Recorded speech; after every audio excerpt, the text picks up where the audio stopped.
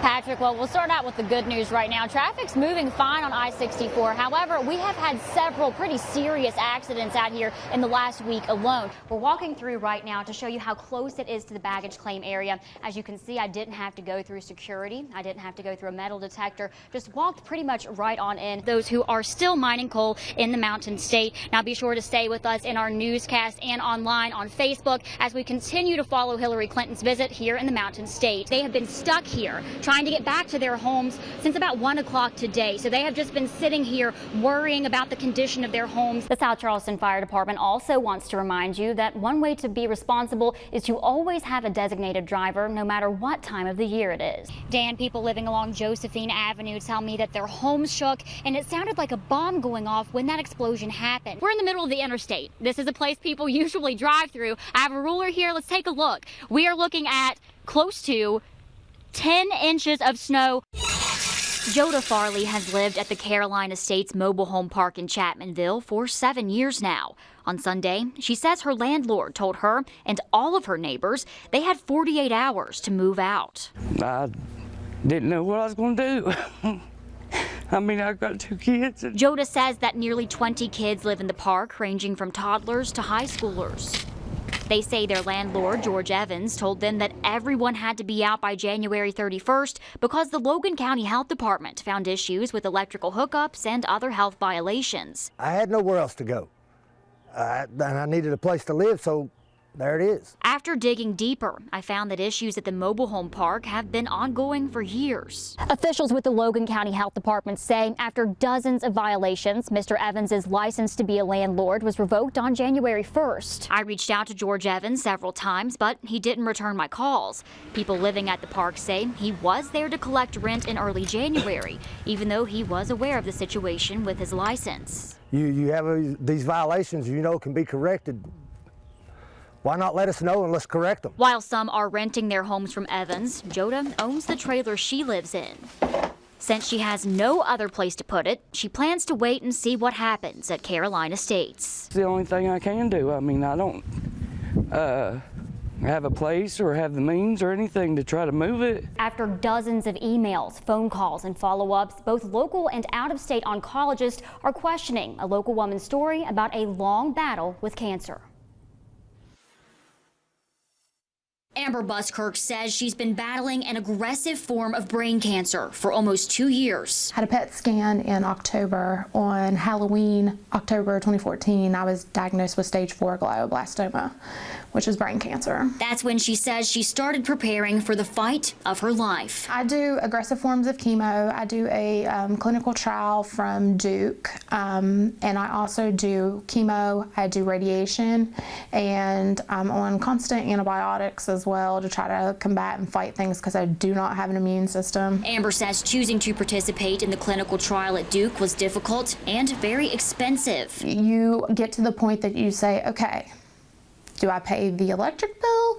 Do I buy what I need, you know, to take care of myself? To offset those costs, she set up a GoFundMe account. She says her situation has been hard to explain. I get injected with polio. Which is, where is that injected? It goes through my port. Okay. And then, but people get freaked out. Like there's even a nurse at the cancer center that was freaked out about it. But she's grateful for the team helping her. There's one specific doctor that has made it, and then he has a team, and his team helps keep track. His name is Dr. Bigner. I reached out to Dr. Bigner to learn more about Amber's treatment. His staff told me she is not and has never been a patient on the poliovirus clinical trial at Duke. Amber's description of having polio injected into her port doesn't match the online information on clinicaltrials.gov, where the Duke study is available. It says the treatment is delivered in a single infusion directly into the tumor via catheter, not through a port in her chest, as Amber described. These inconsistencies concern the founders of a nonprofit cancer foundation. She sent an email from a nurse to help her financially, and since our organization, we just help children, we help families with children, so that have cancer, we told her we could help her by sharing her story on our son's Facebook page. Jeremy and Mina Chambers are the founders of the Be Brave Foundation in Florida. They started the group after their son Joshua was diagnosed with leukemia almost 4 years ago. Friends of the foundation provided Amber with tickets to Ohio State football games and were trying to help her find funding for her treatments. Jeremy requested a signed letter from Amber's doctor at the Charleston Area Medical Center with her diagnosis. She provided him with this screenshot of an email signed by a surgical oncologist at CAMC. After reaching out to the hospital, Jeremy was able to confirm that Amber Buskirk has not been a patient at the cancer center since 2013. We realized she's forged that signature, so we contacted the doctor's office and said we received a letter from Dr. Elmore. We need to verify that this patient's a patient of yours before we can offer any assistance. And she went through the system and said, no, she is not. Dr. Elmore does not do brain. While it doesn't appear that Amber's being treated at Duke or CAMC, she's still asking for financial help to pay for her treatments online. Her GoFundMe account had more than $17,000 in it. She's also benefited from local fundraisers and other online crowdfunding sites. I asked Amber to explain these discrepancies. I asked them specifically about your treatments, and they emailed me back and they said that you are not a patient at Duke and that you haven't been.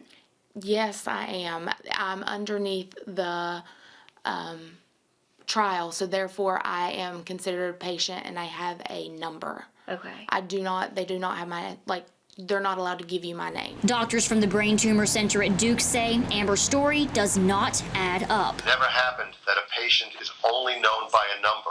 We would have a name, a chart with that patient's name on it.